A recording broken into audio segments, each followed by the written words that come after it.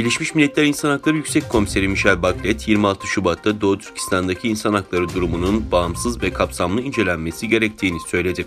Bachelet'in Çin'i ziyaret etmesi için ortak bir zemin bulmak için görüşmelerde bulunduğunu belirtti. Michelle Bachelet'in ofisi, onun 2018 yılında İnsan Hakları Yüksek Komiserliğine gelmesinden önce Uygur Özerk Bölgesi'ne bir ziyaret düzenlemek için Çin'le görüşüyor. Ancak Çin'in ön koşulları nedeniyle bölgeye ziyareti henüz tamamlanamadı.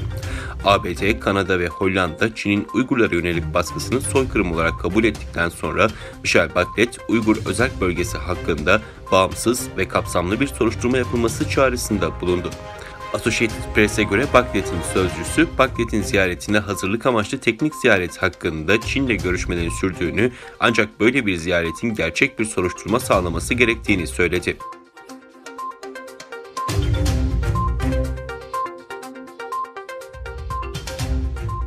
Belçika'nın başkenti Brüksel'de Çin Büyükelçiliği önünde toplanan Belçika Uygurlar Derneği üyeleri ve Türk sivil toplum kuruluşlarının temsilcileri, Doğu Türkistan'daki insan hakları ihlalleri ve Uygurlara yönelik soykırım ve işkencelere tepki gösterdi.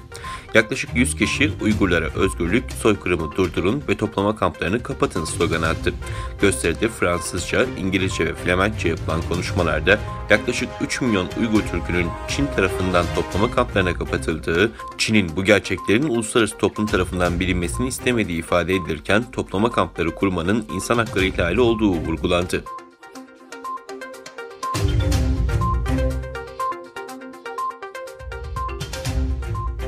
Büyük Birlik Partisi Genel Başkanı Mustafa Destici, Çin'in Uygur Türklerine yaptığı zulümlerden bahsederek, bazıları diyor ki Çin'e savaş mı açacak, gerekirse açarsın. Bizim dünyada korkacağımız hiçbir ülke yok ama savaştan önce yapacağın işler var dedi.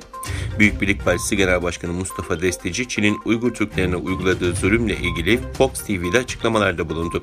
Çin'le dış ticaret hacmindeki dengesizliğe değinen Destici, bizim Çin'le 25 milyar dolarlık dış ticaretimiz var. Bunun 23 milyar dolarını biz alıyoruz. Sadece 2 milyarını satıyoruz.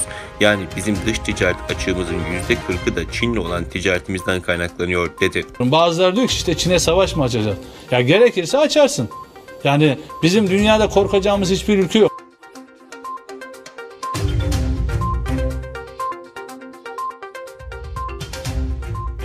Çin'de son 10 yılda 10 milyar ton petrol ve 6,85 trilyon metreküp gaz rezervi keşfedildi. Çin Ulusal Kaynaklar Bakanlığı, ülkenin batı bölgelerinde ve okyanusta kapsamlı petrol ve doğal gaz rezerv araştırmalarının sürdüğünü açıkladı. Açıklamaya göre ülkede 10 yılda yüz milyonlarca ton petrol rezervi barındıran 17 saha ile milyarlarca metreküp gaz rezervi barındıran 21 saha bulundu. Bu sahalardan 10,1 milyar ton petrol, 6,85 trilyon metreküp gaz rezervi keşfedildi. Verilere göre Çin'de son 10 yılda bulunan petrol ve gaz rezervi miktarı 1949'dan yana bulunanların toplamının sırasıyla %25'ine ve %45'ine karşılık geliyor. Çin'in petrol ve doğal gaz rezervinin büyük bir kısmını Doğu Türkistan'daki petrol sahaları oluşturuyor.